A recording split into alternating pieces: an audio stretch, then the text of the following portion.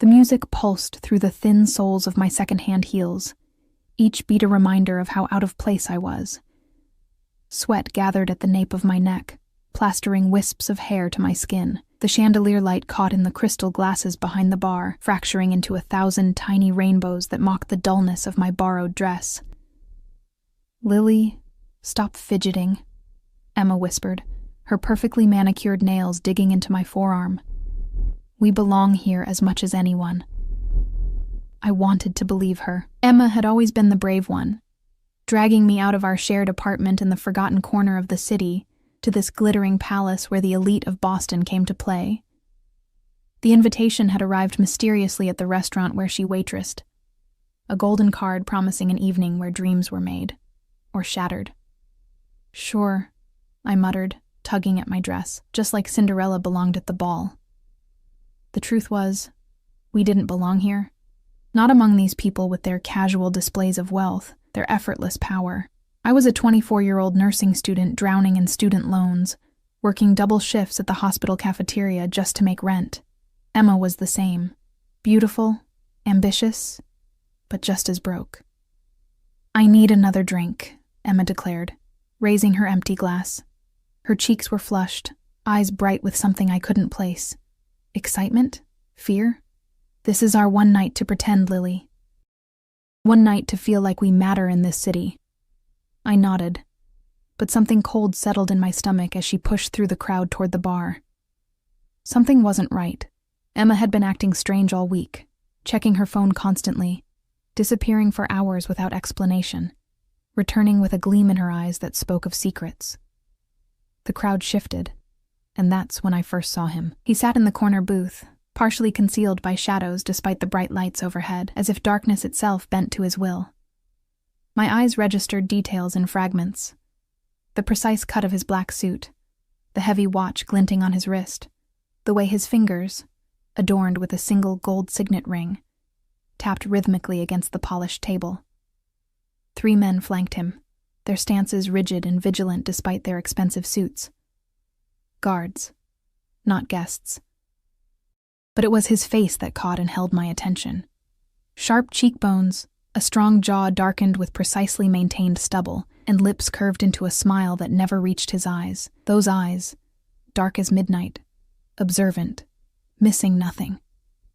When they swept across the room, people instinctively stepped back, conversation faltering before nervously resuming. I should have looked away. Every instinct screamed danger. Instead, I watched as a young man approached his table, shoulders hunched in deference. Words were exchanged, too distant to hear. The seated man's expression never changed, but something in his posture shifted. The messenger blanched, stumbling over apologies I couldn't hear. With a flick of his wrist, such a small, elegant gesture, the seated man dismissed him. The young man retreated, visibly shaking. "That's Alexander Volkov," a voice beside me murmured. I turned to find a bartender collecting empty glasses, his eyes darting nervously to the corner.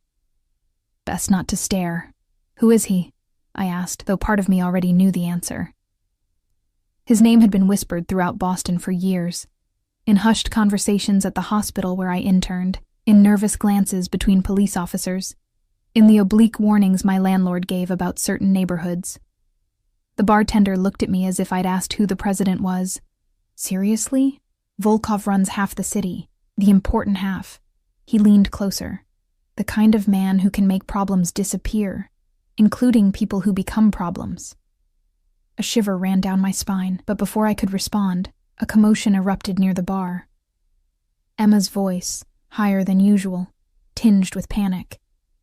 I pushed through the crowd to find her backed against the bar, a drink clutched to her chest. A man loomed over her, tall, expensively dressed, with a cruelty in his smile that turned my blood cold. I said, "I'm not interested." Emma's voice wavered despite her defiant words. And I said, "I don't care what you're interested in, sweetheart." His hand closed around her wrist, tight enough that she gasped. "Mr. Volkov wants to speak with you. And what he wants, he gets." Emma's eyes found mine, wide with fear. "I don't know any Mr. Volkov," she insisted, but the tremor in her voice betrayed her lie. The pieces clicked together. Her secretive behavior, the mysterious invitation, the fear hiding behind her excitement. Whatever game Emma had been playing, she was now in over her head. I moved without thinking, sliding between them. "She said she's not interested," I said, my voice steadier than I felt. "So back off." The man's eyebrows rose, amusement replacing annoyance. "And who might you be?" "Nobody," I answered truthfully. "But she's with me, and we're leaving." His laugh was cold. "Nobody leaves until Mr. Volkov says so." He reached around me for Emma, who shrank back. Something hot and reckless flared inside me, the same feeling I'd had watching my mother cower before my father's rages. The same helplessness twisted into determination. Before I could think, I'd grabbed Emma's full glass and thrown its contents directly into the man's face. Silence fell like a guillotine. Vodka dripped down his stunned features, soaking into his undoubtedly costly suit. Behind me, Emma made a small, frightened sound. Around us, partygoers stepped back, creating a circle of empty space as if I'd suddenly become radioactive. The man wiped his face slowly, expression darkening from shock to rage. "You stupid bitch," he snarled, hand rising. "Mikhail." The single word cut through the silence, soft, yet carrying the weight of absolute command. The crowd parted, and Alexander Volkov stood there, flanked by his men. Up close he was even more imposing, tall, broad-shouldered, radiating controlled power. His gaze passed over Emma dismissively before settling on me, and I felt pinned in place like a butterfly to a collection board. "What seems to be the problem?" His voice was unexpectedly pleasant, touched with the faintest accent I couldn't place. "This." Mikhail gestured at me, fury evident in every line of his body. "This nobody just assaulted me when I was delivering your invitation." Volkov's eyes, deep brown, almost black, studied me with unnerving intensity. I should have been terrified. I was terrified, but something else burned alongside the fear. Indignation, defiance. The lifetime of fighting to be seen as more than just poor, more than just struggling. "Is that what happened?" Volkov asked me directly, ignoring Mikhail's sputtering. Words failed me for a moment. Up close, the air around him seemed charged, as if he carried his own atmosphere. The scent of expensive cologne mingled with something darker, whiskey perhaps, and a hint of smoke. He was hurting my friend, I finally managed, and didn't seem to understand the meaning of no. A flash of something, surprise, amusement, crossed his face so quickly I almost missed it. Behind him, one of his guards shifted uncomfortably. "Mikhail has always struggled with that particular word," Volkov said, his tone conversational despite the steel beneath. "A failing I've warned him about repeatedly." Mikhail paled. "Sir, I was only—" Volkov raised a hand, and Mikhail fell silent instantly. "Leave us." It wasn't clear who he meant until his guards stepped back, Mikhail with them. Only one remained, standing at a discreet distance. The crowd around us gradually dispersed, conversation resuming in nervous bursts, though I felt dozens of curious eyes still watching. Volkov's attention returned to me, and a small, unexpected smile curved his lips. "You threw a drink in my lieutenant's face." It wasn't a question, but I nodded anyway. "For your friend." His gaze flicked briefly to Emma, who was pressed against the bar as if hoping to disappear into it. Loyalty is rare these days. "It shouldn't be," I replied, heart hammering so loudly I was sure he could hear it. He tilted his head slightly, studying me as one might a curious specimen. "What's your name?" Every warning bell in my mind screamed not to answer, but my mouth moved of its own accord. Lily Chen."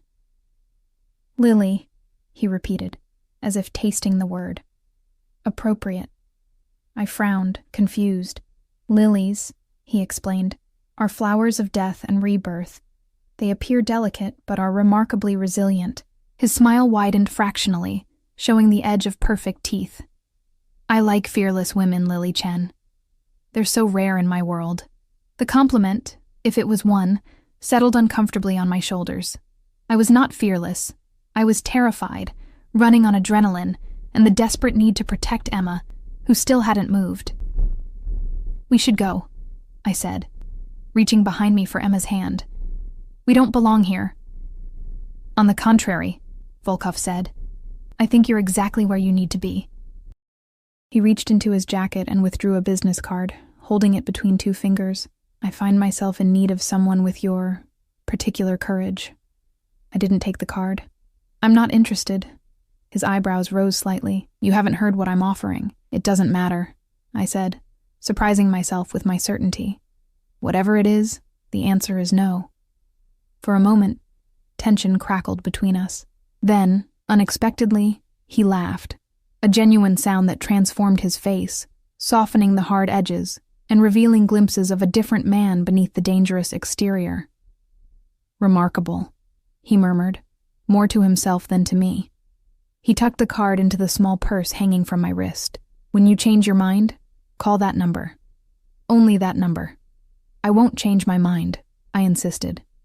His smile was knowing, confident. We'll see. He glanced past me to Emma, his expression cooling. Your friend, however, has already made certain choices that cannot be unmade. Hasn't she, Emma? Emma made a small, choked sound. Her fingers dug into my arm. Lily, we need to leave.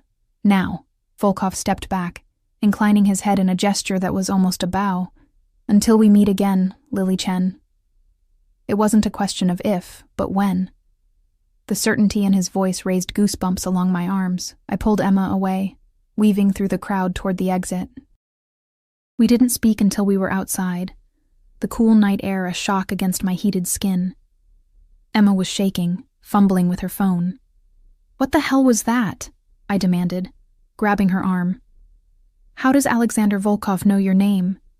What choices was he talking about? Tears spilled down her cheeks, ruining her careful makeup. I've done something stupid, Lily. So stupid. What did you do? My voice rose despite my efforts to keep calm. Emma, that man is dangerous. Everyone knows who Volkov is, what he is. I needed money, she whispered, the words tumbling out between sobs. For my mom's treatment. You know the insurance wouldn't cover it all. And when Dad left, she swallowed hard. This guy at the restaurant said he knew people who could help. Easy money, he said. Just deliver some packages. I didn't know it was Volkov's operation. Not at first. Ice spread through my veins. Drug running? Are you insane?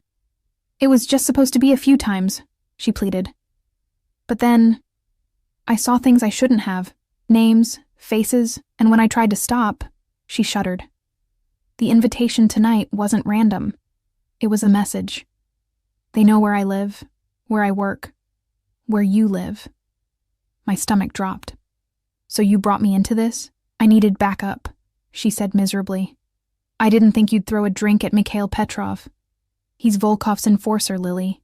He kills people. I felt dizzy, the world tilting beneath my feet. We need to go to the police, Emma laughed bitterly. Half the force is on his payroll, the other half is too scared to touch him. Her phone buzzed, and she looked at it, face draining of color. Oh God. What now? She showed me the screen. An unknown number had sent a single message. The debt remains. 1 week. What debt? I asked, though I already knew the answer. The last package. I didn't deliver it. I took it and ran. Her voice dropped to a whisper. $200,000 worth. For my mom's treatment. The ground seemed to drop away beneath me.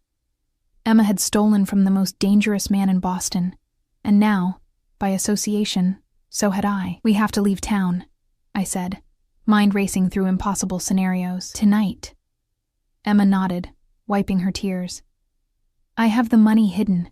We can... A sleek black car pulled up beside us, engine purring quietly. The window rolled down, revealing the impassive face of the guard who had remained with Volkov. Miss Chen, he said, his voice surprisingly gentle. Mr. Volkov requests your presence. No, I said automatically, pulling Emma behind me. We're leaving. The guard's expression didn't change. That wasn't a request in the traditional sense. The back door opened. Please. Mr. Volkov doesn't like to be kept waiting. I felt the weight of the business card in my purse, suddenly heavy as a stone. "Just me," I said, decision crystallizing. "Emma stays here." "Lily, no," Emma began. "Just me," I repeated, staring at the guard. "Or neither of us." He considered for a moment, then nodded once. "Acceptable. For now." I turned to Emma, whose face was a mask of terror and guilt. "Go home. Lock the door. Don't answer for anyone." I pressed my keys into her palm. "I'll handle this." "He'll kill you," she whispered. I thought of Volkov's smile when he'd said he liked fearless women. "No," I said with more confidence than I felt. "I don't think he will." As I slid into the car's plush leather interior, the door closing with a soft, expensive thud, I wondered if I'd just made the biggest mistake of my life, or somehow, impossibly, the first right choice in a lifetime of wrong ones. The business card burned in my purse like a live coal. Whatever game Alexander Volkov was playing, I was now a piece on his board. But I had one advantage he might not expect. I had nothing left to lose. The car moved through Boston streets like a shark through dark water, silent, purposeful, untouchable. I sat rigid on buttery leather, hyper-aware of the guard's presence in the front seat, his eyes occasionally meeting mine in the rearview mirror. He'd introduced himself simply as Ray, before falling silent, leaving me alone with my thundering heartbeat and racing thoughts. We weren't heading downtown as I'd expected, but out toward the harbor. Lights glittered on the water as we curved along the coastline, eventually turning onto a private road that wound up a small hill. Security gates parted silently before us, cameras tracking our progress. The house, if you could call it that, loomed ahead, a modernist structure of glass, steel, and warm wood perched on the edge of the water. Lights glowed from within, turning the vast windows into gleaming rectangles of gold against the night sky. Two men in dark suits nodded to Ray as we pulled up, their eyes scanning me with professional detachment.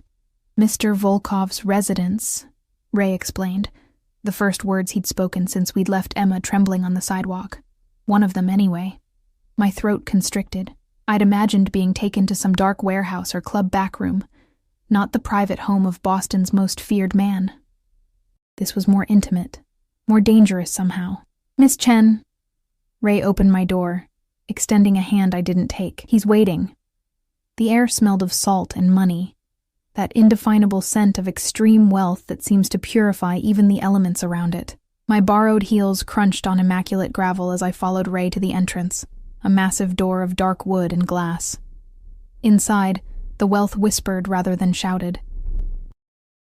Understated elegance and clean lines, museum-quality art on the walls, furniture that invited touch while silently communicating its cost.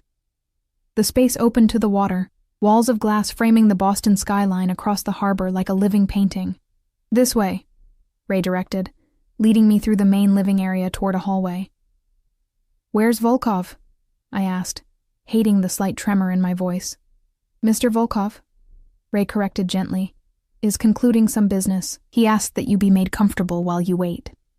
He showed me to a room that was clearly meant for guests, a bedroom larger than my entire apartment, with its own sitting area and a bathroom I glimpsed through a partially open door. Floor-to-ceiling windows offered the same spectacular view of the harbor. "There are clothes in the closet," Ray said. "Mr. Volkov thought you might want to change." I glanced down at my borrowed dress, suddenly aware of the vodka stains from my encounter with Mikhail. "I'm fine like this." Ray nodded, his face giving nothing away. "As you wish. There's a phone on the nightstand. Press 1 if you need anything." He paused at the door. "Miss Chen, Mr. Volkov values directness. Whatever you do, don't lie to him." Before I could respond, he was gone, the door closing with a soft click that somehow conveyed it would be unwise to test whether it was locked. I sank onto the edge of the bed, my legs finally giving out. What the hell was I doing here? Emma had stolen from this man, a crime boss, a monster in an expensive suit, and instead of running as far as possible, I'd willingly entered his home. For what? Some misguided sense of bravery, the foolish hope I could negotiate Emma's safety? The business card was still in my purse. I pulled it out, running my fingers over the heavy stock. Simple, elegant, just a phone number embossed in black, no name or title. A man who needed no introduction. A soft knock pulled me from my thoughts. Before I could answer, the door opened, revealing a young woman with a tray. "Mr. Volkov thought you might be hungry," she said, setting the tray on a small table by the windows. "Or need a drink." Her slight accent matched Volkov's, Eastern European, but softened by years in America. The tray held an assortment of small bites and a crystal decanter of amber liquid that caught the light. My stomach growled traitorously. I'd been too nervous to eat before the party. "Thank you," I said, watching as she efficiently arranged everything. Do you work for him?" She smiled, a quick flash of warmth. "For 5 years now. I manage the house." She must have seen something in my expression because she added, "Mr. Volkov is a good employer." "Is he?" I couldn't keep the skepticism from my voice. Her eyes, a clear, intelligent gray, assessed me. "He can be many things, like all powerful men." She adjusted a glass needlessly. "I came to this country with nothing. He gave me work, education, citizenship. For that, I am loyal." I wanted to ask more, but she was already moving toward the door. "He will see you soon. Try the food. You'll need your strength." The door closed again, leaving me with my reflection in the dark window glass, the glittering city beyond, and the ominous weight of her last words. Despite myself, I sampled the food, tiny, perfect bites of things I couldn't name but that melted on my tongue. I avoided the alcohol, needing a clear head, but sipped at the sparkling water also provided. The minutes stretched into what felt like hours, though the sleek clock on the wall told me only 40 minutes had passed since I'd entered this gilded cage. When the door finally opened again, I was standing at the window, watching boats move across the harbor, tiny constellations of light in the darkness. I didn't turn immediately, using the glass's reflection to see Alexander Volkov enter, dismissing whoever had opened the door for him with a small gesture. He'd removed his suit jacket, his crisp white shirt rolled up at the sleeves to reveal strong forearms dusted with dark hair. The gold signet ring gleamed on his right hand. He looked more relaxed here, in his domain, yet somehow even more dangerous for it. "The view is one of my favorite things about this house," he said, moving to stand beside me, though with enough distance to avoid crowding me. "The city looks different from here, doesn't it? Smaller, manageable." I turned to face him directly, refusing to be drawn into casual conversation. "Why am I here?" His mouth quirked in that almost smile. "Direct. Good." He gestured to the sitting area. "Please." I remained standing. "I'd rather know what you want with me." "Many things," he answered, his gaze steady on mine. Beginning with a conversation. When I still didn't move, he sighed. "Miss Chen, Lily, I understand your caution. But if I meant you harm, we wouldn't be talking in my favorite guest room over Katerina's excellent canapes." The logic was undeniable. Reluctantly, I took a seat in one of the armchairs, perching on the edge. Volkov sat opposite me, his posture relaxed yet attentive. "Your friend has created a problem for me," he said without preamble. "A significant one." "Emma made a mistake," I began. "A mistake," he repeated, voice flat. "Is that what you call stealing $200,000 and compromising one of my distribution networks?" Put that way, it sounded far worse than Emma's tearful confession. She was desperate. Her mother is dying. "Many people face tragedy without resorting to theft," he countered. "Particularly from men like me." He leaned forward slightly. "Do you know what happens to people who steal from me, Lily?" My mouth went dry. "I can imagine." "Can you?" His voice was soft, almost gentle. "The punishment must match the crime. Must be visible enough to discourage others. It's not personal. It's business." "Emma isn't business," I said, anger flaring. "She's a person who made a terrible choice because she had no options left." "We all have options," Volkov said. "Always." He studied me for a long moment. "You, for instance, had the option to walk away tonight. Instead, you threw a drink at Mikhail Petrov, a man who has killed for far less, then voluntarily got into my car, his head tilted slightly. Why?" The question caught me off guard. Why had I? "Emma," is my friend. Friendship doesn't typically extend to risking one's life, he observed, especially for someone who put you in danger without your knowledge. The accusation stung because it held a grain of truth. I pushed it aside. What do you want from me, Mr. Volkov? If it's the money, Emma has it. Take it and let us disappear. A smile played around his lips. Alexander, please. And it's not just about the money, though that will be returned. He reached for the decanter, pouring himself a measure of whiskey. Your friend didn't just take cash. She took something far more valuable to me.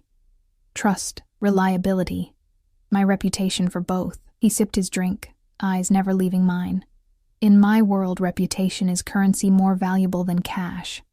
Emma damaged that currency, so this is about revenge, I said flatly. Justice, he corrected. There's a difference.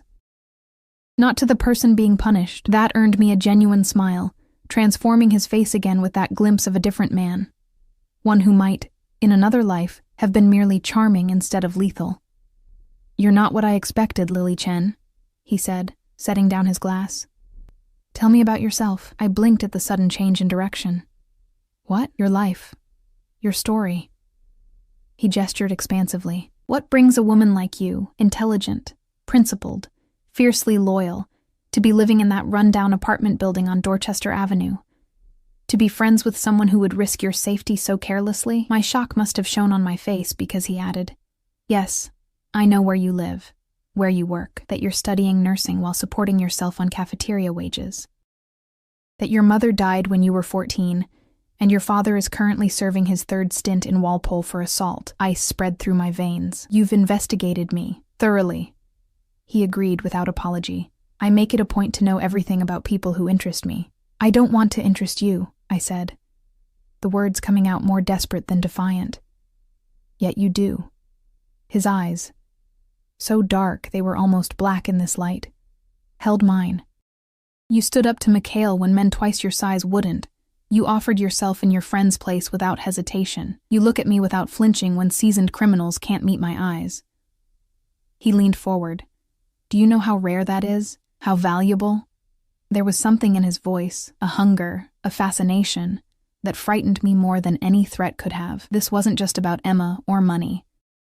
Something about me had caught the attention of a predator, and I had no idea how to escape his focus. What do you want? I asked again, my voice barely above a whisper. Alexander sat back, seeming to come to a decision. I want to offer you a job. Of all the things I'd expected, that wasn't on the list. A job? I have business interests beyond what you're imagining, he said. Legitimate ones. One is a private medical facility that serves my employees and associates. It needs someone with your particular qualities. You want me to work at your hospital? I couldn't keep the disbelief from my voice. Why? Because you're qualified. Because you need money. Don't look surprised. Student loans are crippling. I know exactly how much you owe, and because it solves our immediate problem elegantly. Which is? Your friend's debt, he said simply. Work for me for 1 year, and I'll consider Emma's transgression paid in full. She returns the money, of course, but there will be no further consequences. The offer hung in the air between us. A deal with the devil, wrapped in reasonable terms, and delivered in that cultured voice. And if I refuse? His expression didn't change, but something in his eyes hardened. Then the traditional resolution applies. To her, not to you, he added, as if that should comfort me. Why me? I pressed. You must have dozens of nurses on your payroll. Hundreds, he agreed. But none with your particular combination of skills, intelligence, and... He paused, searching for the right word. Moral courage. There's nothing moral about working for a criminal, I shot back. His laugh was unexpected, rich, genuine, yet with an edge that reminded me of exactly who and what he was. Says the woman who was ready to flee the city with stolen drug money an hour ago. I flushed, having no response to that. He was right. My moral high ground was shaky at best. 1 year, he repeated. Working in a state-of-the-art medical facility, earning triple your current salary with all your student loans paid off at the end. He spread his hands. In exchange for your friend's life. Seems like a bargain to me. The weight of the choice pressed down on me. I thought of Emma, terrified and waiting for my return. I thought of what men like Volkov did to thieves. I thought of my student loans, the constant grinding poverty, the exhaustion of working and studying with no end in sight. If I say yes, I said slowly, I want guarantees, written contracts, Emma's safety assured in writing. His eyes gleamed with something like approval. Of course, I'm a businessman, Lily. Everything will be properly documented, and I'm not doing anything illegal, I added firmly. No treating gunshot wounds off the books, no providing drugs, nothing that would compromise my license or ethics. The facility is fully licensed and accredited, he assured me. You would be doing exactly what you're training to do, providing care to those who need it. I took a deep breath. I need to think about it. Naturally. He stood, buttoning his shirt cuff where it had come undone. You have until tomorrow morning, 10 a.m. He reached into his pocket and withdrew a small, slim phone. Use this to call the number on my card when you've decided. It's secure. I took it automatically, our fingers brushing briefly. His were surprisingly warm. In the meantime, you're welcome to stay here, he continued. Katerina can bring you anything you need. I need to talk to Emma, I said. She needs to know she's safe, for now at least. He considered this, then nodded once. You may call her on that phone. Tell her the money must be returned tomorrow, in full. Tell her nothing else of our arrangement. His voice hardened slightly. That stays between us. He moved toward the door, then paused, looking back at me with an expression I couldn't read. You've had a lifetime of people failing you, Lily. Your father, your friends, the system itself. I understand that better than you might think. His smile was small but genuine. I never fail those who are loyal to me. Remember that when making your decision. The door closed behind him with a soft click, and I was alone again in the luxurious prison. I stared at the phone in my hand. Small, sleek, undoubtedly untraceable. A burner, the kind used for a single purpose, then discarded. Just like he intended to use me. My hands trembled as I dialed Emma's number. She answered on the first ring. Lily? Oh my God, are you okay? Where are you? I'm fine, I said, moving to the window where the city lights blurred through unshed tears. I'm at Volkov's house. His house? Her voice rose in panic. What does he want? Did he hurt you? No, I said, pressing my forehead against the cool glass. He wants the money back, Emma. All of it by tomorrow morning. Silence, then a shaky exhale. And then what? I closed my eyes, Volkov's offer replaying in my mind. Tell her nothing else of our arrangement, and then we'll see. But you need to have it ready. Lily? What aren't you telling me? I'd never been able to lie to Emma, not successfully anyway. We'd been roommates for 3 years, friends for 5 since meeting in community college. She knew all my tells. He made me an offer, I said carefully, to work for him, at his medical facility. What? No, her voice cracked. This is all my fault. I never should have. Stop, I cut her off. What's done is done. We deal with what's in front of us now. I sounded like my mother in her rare moments of clarity before cancer took her. Practical, determined, resigned to the hand life had dealt. You can't work for him, Emma insisted. He's a monster, Lily. The things I've heard. She trailed off. Right now, he's the monster holding all the cards, I replied. Have the money ready. I'll call you in the morning with instructions. I paused. And Emma, don't do anything stupid, please. After we hung up, I sank onto the bed, exhaustion hitting me like a physical blow. The digital clock on the nightstand read 1:37 a.m., less than 9 hours to decide my future, and Emma's. Despite my determination to stay awake, to plan, to find some third option beyond accepting Volkov's offer or condemning Emma, sleep ambushed me. I dreamed of lilies floating on dark water, of my father's hands, capable of both tenderness and terrible violence, and of Alexander Volkov's eyes watching me from the shadows. I woke to sunlight streaming through the windows I'd forgotten to cover, and the disorienting sensation of unfamiliar luxury. For a moment, I couldn't remember where I was or how I'd gotten there. Then reality crashed back. The party, Emma's confession, Volkov's offer. A soft knock preceded Katerina's entrance. She carried a tray with coffee and what smelled like freshly baked pastries. "Good morning," she said, setting the tray down and moving to the closet. "Mr. Volkov thought you might want fresh clothes. There are several options that should fit." She gestured to a door I hadn't noticed last night. "The bathroom has everything you need. Mr. Volkov will see you at 9:30. I glanced at the clock. 8:15. "I slept in these clothes," I said, suddenly self-conscious in my rumpled dress. "I must look human," she finished for me, a small smile softening her professional demeanor. "It's refreshing in this house." She poured coffee into a delicate cup and handed it to me. "Drink, eat, shower. It helps to face difficult decisions with a clear head." After she left, I did as suggested, grateful for the scalding water that seemed to wash away not just the physical grime of yesterday, but some of the mental fog as well. The closet held an array of clothes in my size, everything from casual wear to business attire. I chose the simplest option, black pants and a blue silk blouse that probably cost more than a month's rent. Precisely at 9:30, Ray appeared to escort me downstairs. The house was quieter in daylight, sunlight streaming through the vast windows to illuminate spaces I'd only glimpsed in darkness. We passed a kitchen where staff worked efficiently, a dining room set for one, and finally reached a study overlooking the water.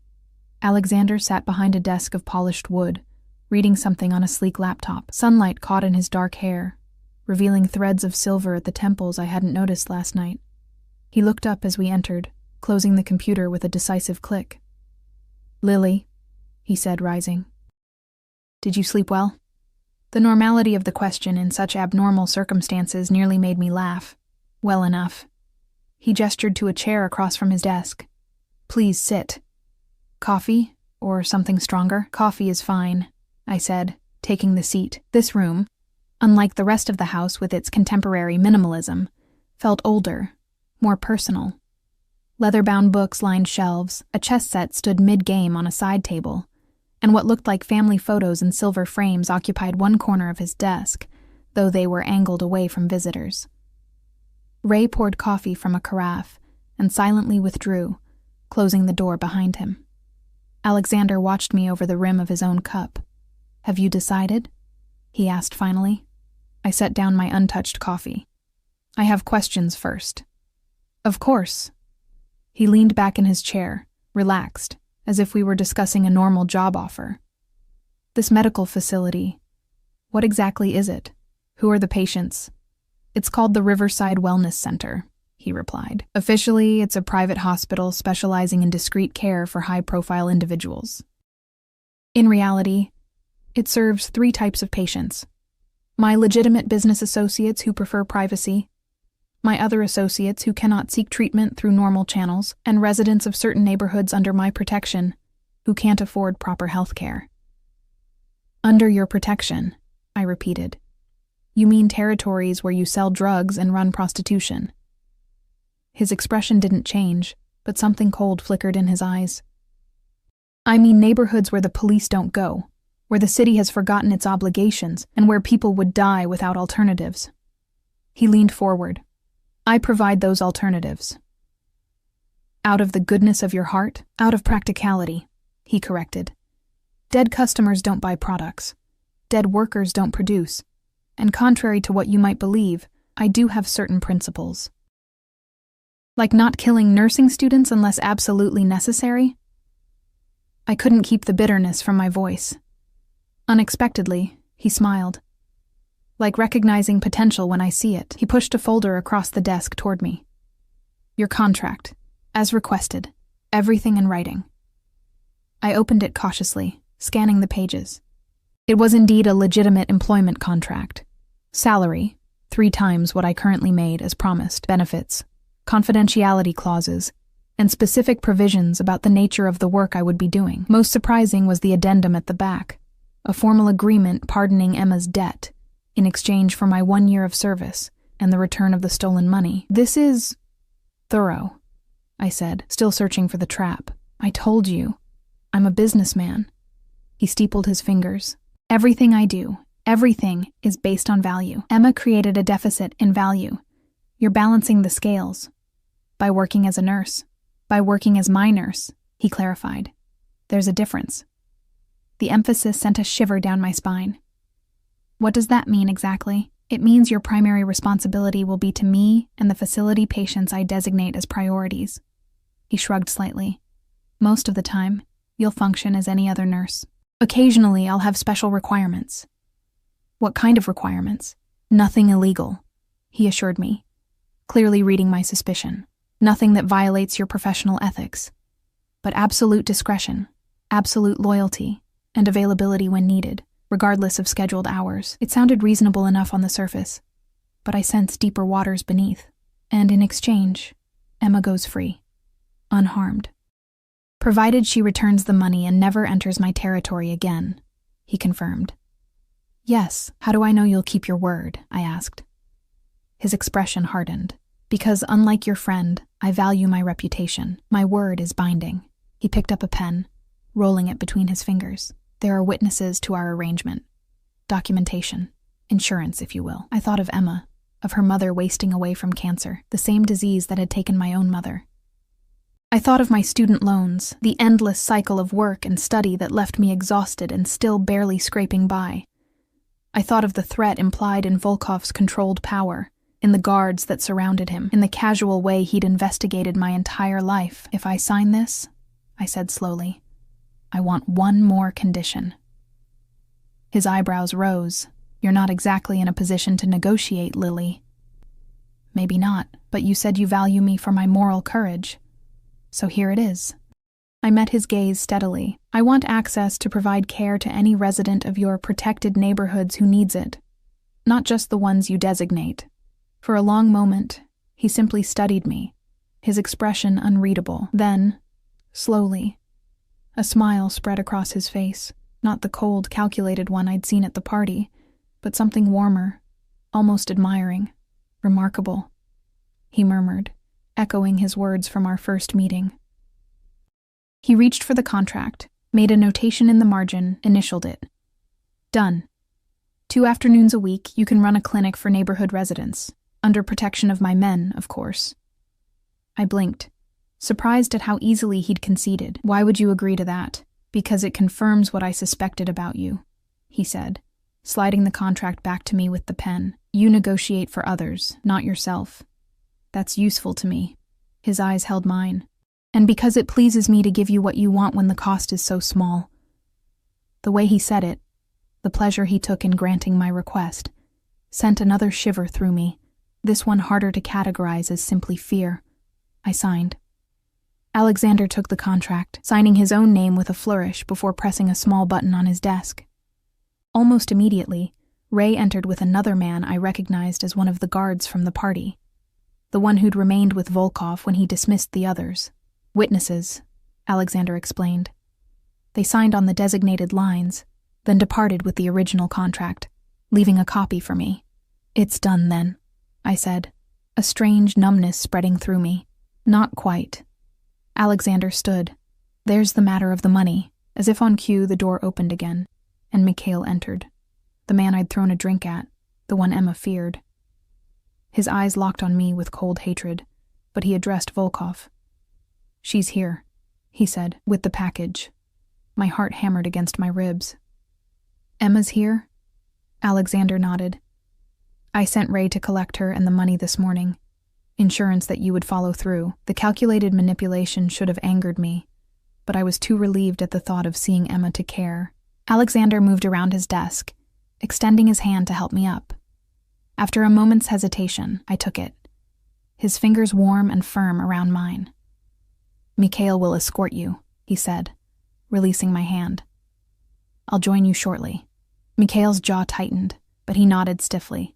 The look he gave me promised retribution at some future date. I lifted my chin, refusing to be intimidated now that I had Alexander's protection, a thought that was both comforting and disturbing in its implication.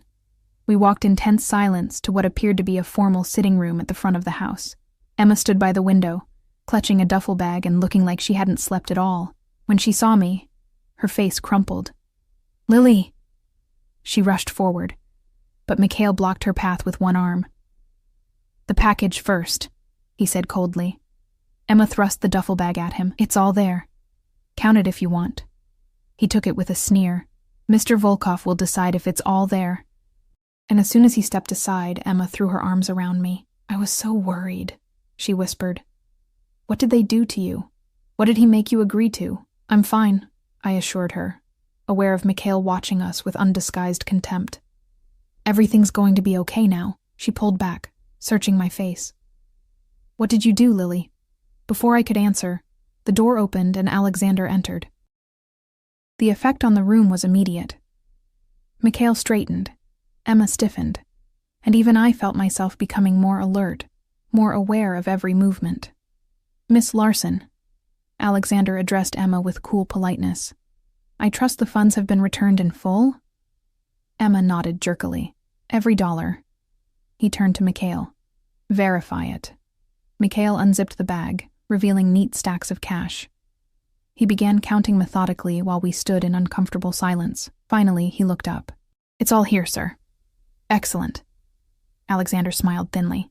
"Then our business is concluded, Miss Larson." His gaze flicked to me. "Almost." Emma clutched my arm. "What does that mean? Lily?" I took a deep breath. "It means you're free to go, Emma. The debt is cleared."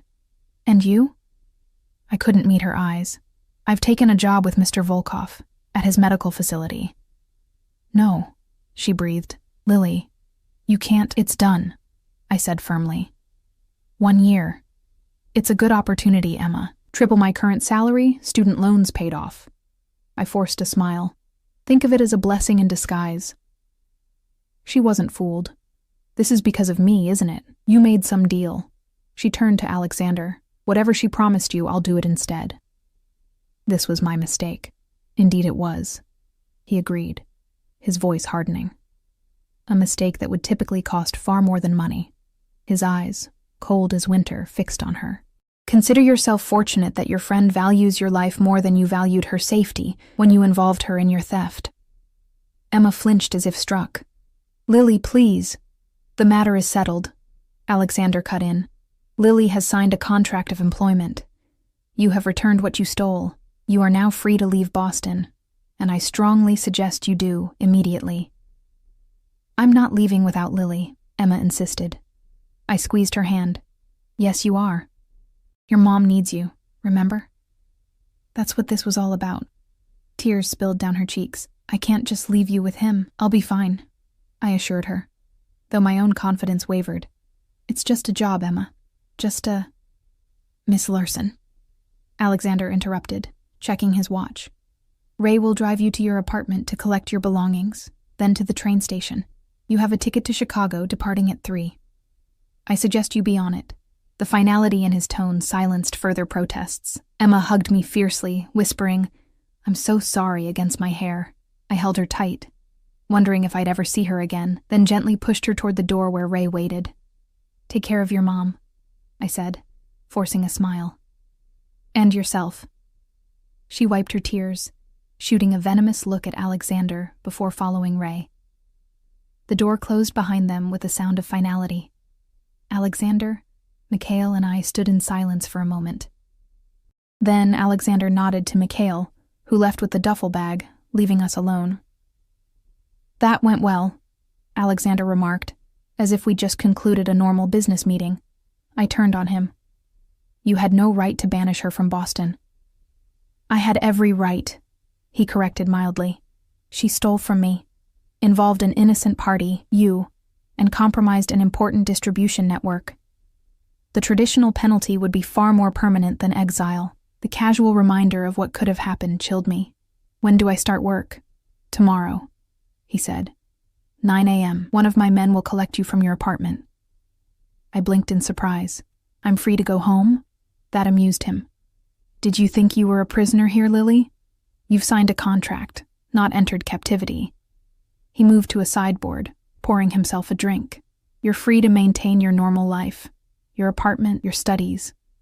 I simply require your professional services and loyalty for 1 year." It seemed too simple, too clean.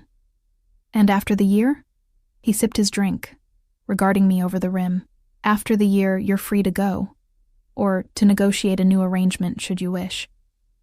Something in his tone, in the way his eyes lingered on me, suggested he expected the latter. The confidence should have irritated me, but instead it sent an unexpected heat through my veins.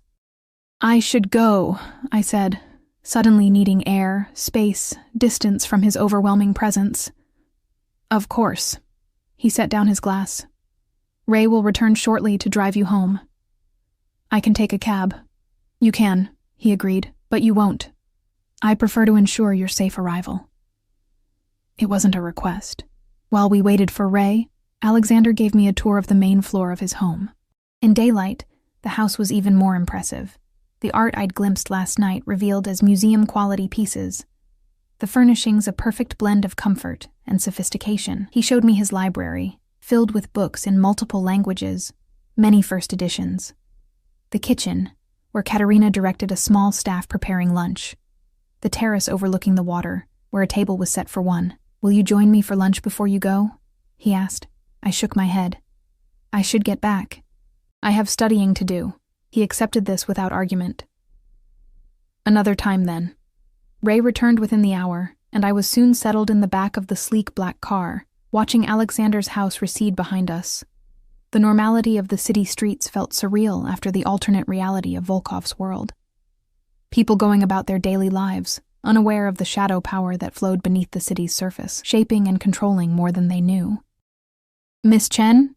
Ray said as we approached my apartment building, the shabby 5-story walk-up that looked even shabbier after a night in luxury. "Mr. Volkov asked me to give you this." He handed back a slim envelope. Inside was a credit card in my name and another business card, this one with Alexander's personal number. "The card has a $5,000 limit," Ray explained, "for any immediate needs. Your first paycheck won't be until the end of the month." $5,000, more money than I'd ever had at one time. "I can't accept this." Ray's expression didn't change. "Mr. Volkov insists. Consider it a signing bonus." I slipped the cards back into the envelope. "Tell him thank you, but I'll be fine until payday." A small smile cracked Ray's professional demeanor. "I'll tell him, but he won't be pleased. I get the feeling Mr. Volkov is used to getting his way." "Always," Ray confirmed. We had reached my building, and he got out to open my door. "9 tomorrow morning, Miss Chen. I'll be here to collect you." Inside my apartment, Emma's absence hit me like a physical blow. Her suitcase was gone, along with her photos and the small comforts that had made this place feel like home. On the kitchen counter was a note scrawled on the back of a receipt. "I'll never forgive myself for this. I'll find a way to fix it, I promise. Stay safe. Love you." I sank onto our threadbare couch, the events of the last 24 hours crashing over me. What had I done? Signed away a year of my life to a crime boss. Sent away my best friend. Entered a world I'd always known existed but had carefully avoided. Yet beneath the fear and uncertainty lay something else. A strange, unexpected excitement. For the first time in my life, I'd taken control of my destiny. Made a choice that wasn't just reaction to circumstances. The price was high, but the benefits were real. Financial security, professional experience, and the chance to help people who had even less than I did. And then there was Alexander himself. Dangerous, certainly. Ruthless, without question. But also complex in ways I hadn't expected. The way he looked at me, like I was a puzzle he wanted to solve, a rare book he wanted to read page by page. Both terrified and thrilled me. I showered, changed into my own worn but comfortable clothes, and tried to study. The words in my textbook blurred as my thoughts kept drifting to dark eyes and that voice. Cultured, commanding, promising both threat and protection in the same breath. Just before midnight, my phone buzzed with a text from an unknown number. "Sleep well, Lily. Tomorrow begins our partnership." Such a simple message, yet it sent a shiver down my spine. I stared at it for a long time before finally replying, "I'll be ready." When sleep finally came, I dreamed again of lilies on dark water. But this time, I was among them, floating, waiting for a hand to pluck me from the depths. Morning came too quickly. I dressed with unusual care, simple black pants, a white blouse, comfortable shoes suitable for hospital work. I braided my long hair back, applied minimal makeup, and waited by the window for Ray's car. Precisely at 9, the black sedan pulled up. As I walked downstairs to meet my new life, I felt strangely calm. I had made my choice, signed my name. Whatever came next, whatever Alexander Volkov truly wanted from me, I would face it on my feet. Ray opened the car door, and I slid inside to find Alexander himself waiting in the back seat, impeccably dressed in a charcoal suit, his dark eyes watching me with that same fascinating intensity. "Good morning, Lily," he said, his voice wrapping around my name like silk. "Ready for your first day?" "As ready as I'll ever be," I replied, settling into the leather seat beside him. Something like approval flickered in his eyes. Nervousness would be understandable, yet you don't show it. Would it make a difference if I did? His mouth curved. "No. But your composure continues to impress me." The car glided through morning traffic, taking us not toward the harbor where his home stood, but into an upscale area of the city where glass medical towers gleamed in the sunlight. We pulled into an underground parking garage beneath a sleek building with Riverside Wellness Center displayed in understated lettering above the entrance. "Your new workplace," Alexander said as Ray opened the door. "At least officially." The "at least" sent a ripple of unease through me, but I kept my expression neutral as I followed him into a private elevator that required both a keycard and fingerprint scan. We ascended in silence, the only sound the soft hum of the elevator and my own heartbeat in my ears. The doors opened onto a reception area that looked more like a luxury hotel than a medical facility. Soft lighting, tasteful art, plush seating, and a marble desk where a poised receptionist greeted Alexander with obvious deference. "Good morning, Mr. Volkov. Everything is prepared as you requested." "Thank you, Sophie. This is Lily Chen, our newest nurse. She'll need full access credentials." Sophie's eyes swept over me with professional assessment before she smiled. "Of course. Welcome to Riverside, Ms. Chen." The tour that followed revealed a facility that surpassed any hospital I'd ever worked in. State-of-the-art equipment, private rooms more luxurious than high-end hotel suites, and a staff-to-patient ratio that would make any medical professional envious. Dr. Marcus Hayes, the medical director, greeted us in his office. A distinguished man in his 50s who spoke to Alexander with the careful respect of someone who knew exactly who signed his generous paychecks. "Miss Chen comes highly recommended," Alexander told him, the lie smooth as glass. "I expect her to be fully integrated into the team, with special assignment to my personal cases as needed." Dr. Hayes nodded. "Of course, Mr. Volkov. We'll start her orientation today." "Good." Alexander turned to me. "Dr. Hayes will handle your professional orientation. After lunch, you'll meet with my head of security to review protocols specific to my sensitive patients." The day passed in a blur of introductions, paperwork, and training sessions. The facility was everything Alexander had promised: legitimate, professional, and providing genuinely excellent care. Yet beneath the polished surface, I noticed the subtle signs of its true nature: security measures far beyond normal hospital protocols, certain areas accessible only with the highest clearance, and the careful way staff avoided discussing certain patients.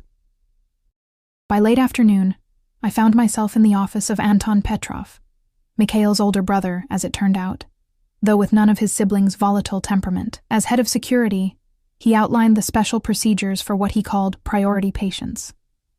"These individuals require absolute discretion," he explained, his accent thicker than Alexander's. "No records outside our secure system.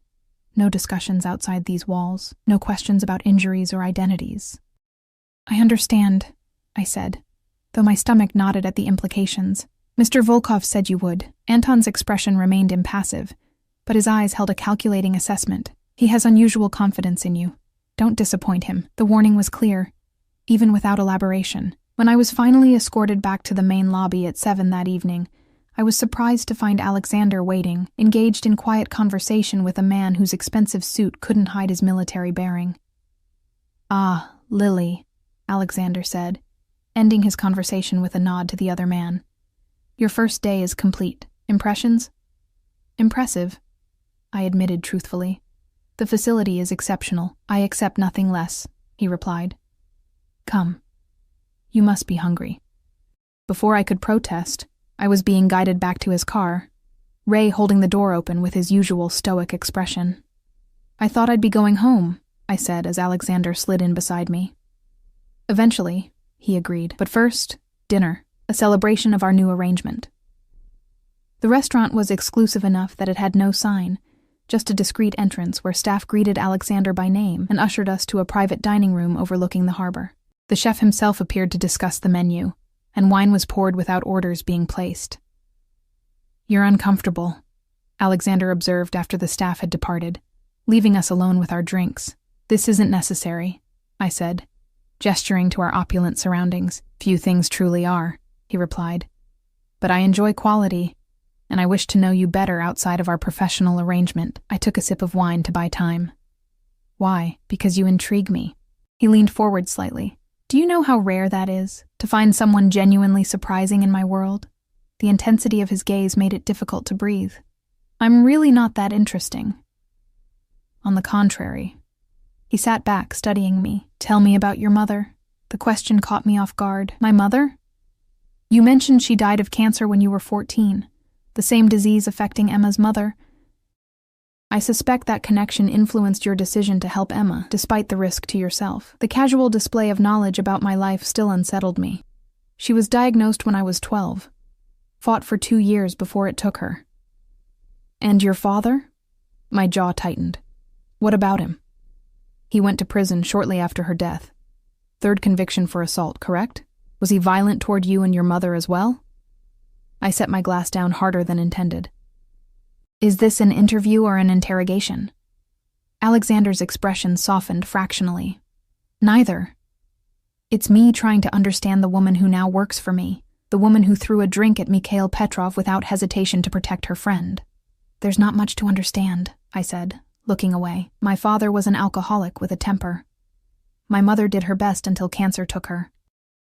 I raised myself from 14 on, bouncing between relatives who saw me as a burden until I was old enough to be on my own. Yet you pursued nursing, caring for others despite having received so little care yourself."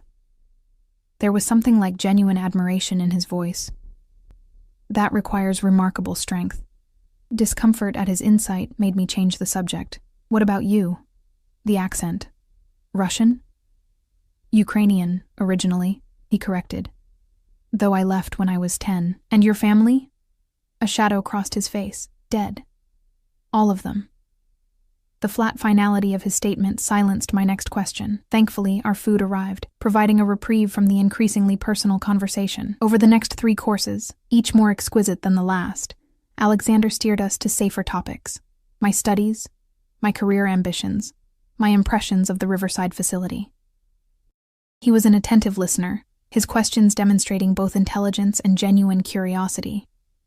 By dessert, I found myself almost enjoying his company, despite the circumstances that had brought us together. "You're smiling," he observed as coffee was served. "The first real smile I've seen from you." I hadn't realized it myself. The food was amazing. Indeed, but I think it's more than that. He set down his cup. "You're beginning to see that our arrangement might not be the prison sentence you initially feared." I sobered immediately. "It's still not a choice I would have made freely." "Few choices in life are truly free," he countered. "We all operate within constraints, some financial, some familial, some self-imposed. The illusion of complete freedom is just that, an illusion." "That's a convenient philosophy for someone who coerces others into serving him," I said before I could stop myself. Instead of anger, his response was a genuine laugh. "Touché, Lily. Your honesty is refreshing." His smile faded into something more serious. "But consider this. In 1 year, your student loans will be paid, your nursing degree complete, and you'll have experience at one of the most advanced medical facilities in the country, all while helping those who would otherwise receive no care at all." He leaned forward. "Is that truly such a terrible fate?" Put that way, it did sound more like opportunity than punishment. Still, I couldn't forget how we'd arrived at this point. "And Emma?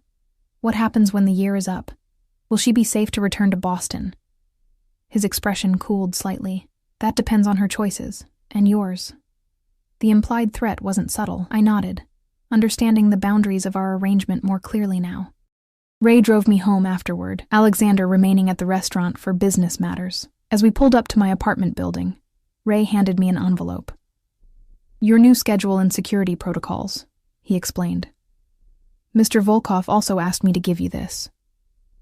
This turned out to be a small velvet box. Inside was a delicate silver bracelet with a single charm, a lily, crafted in platinum and diamonds. "I can't accept this," I said immediately. Ray's expression didn't change. "It's not a gift, Miss Chen. It contains a tracking device and panic button.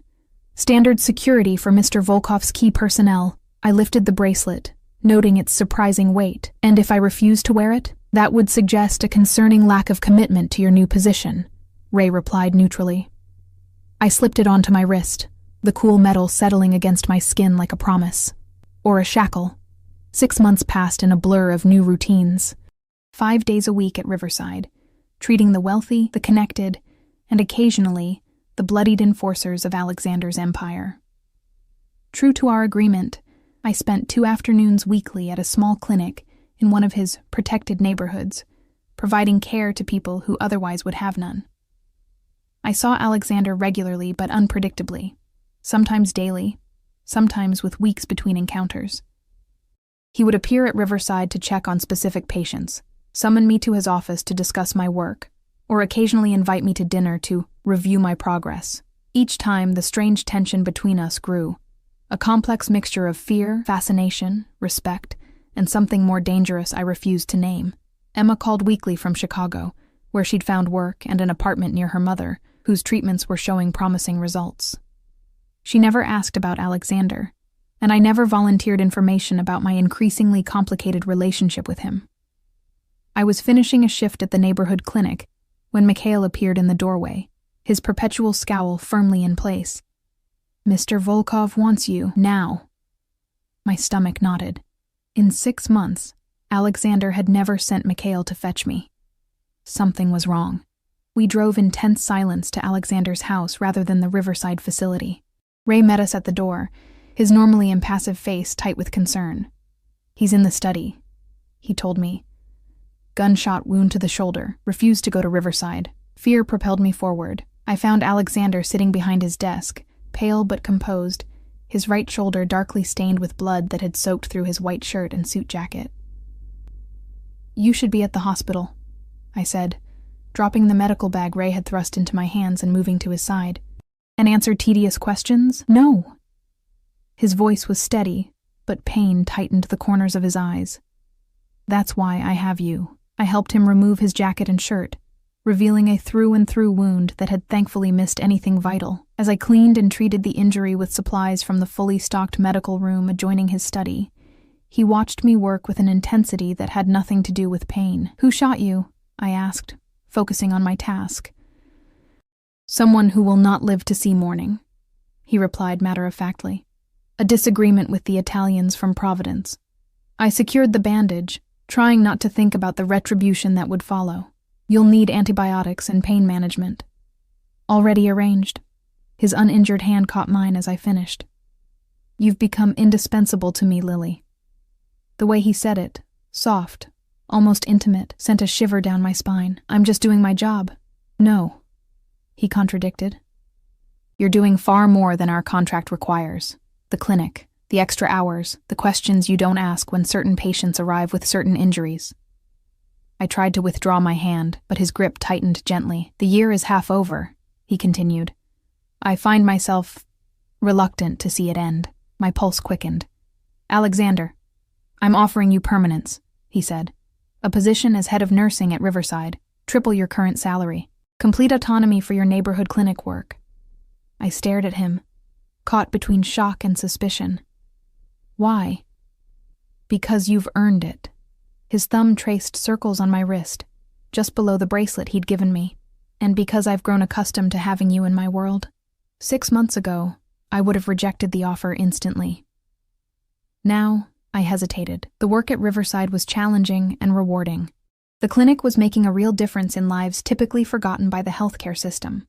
And Alexander himself, complicated, dangerous, yet undeniably compelling, had become a central figure in my life. "I need time to think," I said finally. He released my hand, nodding. "Of course. But know this, Lily. His dark eyes held mine. "Whatever you decide about the professional offer, my personal interest in you remains unchanged." The words hung between us, acknowledging what had been building for months. "I should go," I whispered. "Stay," he countered. "Just for tonight. As my nurse, if nothing else." I knew I should refuse. Instead, I found myself nodding. That night became the first of many I spent at Alexander's house. Initially monitoring his wound, then gradually, inevitably, drawn deeper into his world, his life, his bed.